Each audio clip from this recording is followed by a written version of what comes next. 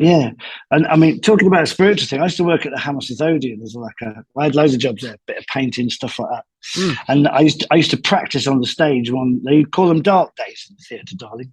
So when there's Hmm. no show, and I had a kit in a cupboard, and I used to put my kit in the middle of Hammersmith Odeon. It's not called that now, and I'd practice. When the manager let me, it's fine. There was nobody in when it was probably, and I'd sit there and I would practice with a squeeze tape. Well, loads of tapes, but I have Mm. headphones. We're talking about 1985, 1986, something. And then about, I don't know, 10, 20 years later, I played with squeeze on that stage. I mean, it's like, Wow. so I'd obviously pretended in my head that I Mm. was with the tape, and then it actually came true, which is just bizarre. It's too freaky, isn't Yeah, it? absolutely. I had that recently. I've experienced a bit of that. The best one recently, it was I was asked to do a few gigs with Wishbone Ash, and it was Right. Oh my God, love that.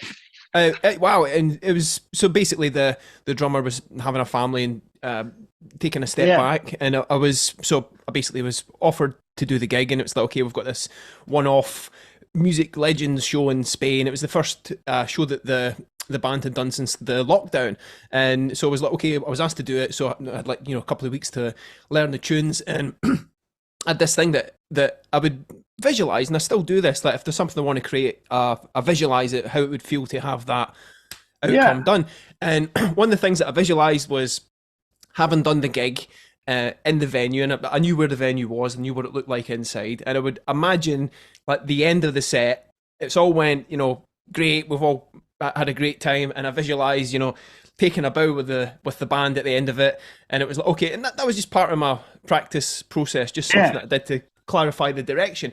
And so it got to it, we had a one rehearsal because they don't rehearse, and it was fine. And then we turned up and just did it. And the thing was, just before we went on stage, it was Andy, the main guitar player. He was like, "Okay, after we do Phoenix, their big epic 18-minute signature live tune, it's like, okay, after we do Phoenix, let's take a bow together." And it was like, wow, like I'd pictured I've that already every done this. day, Yeah. and Yeah. it had never been discussed until that point. And that thing is, it's been shown in a lot of like with sports people, visualization, because it's like that when you have that feeling, it's like the body doesn't know the difference between imagination and real life. There's a kind of fine line at times, but yeah, that I that can't I can't agree visualization, with you more. powerful.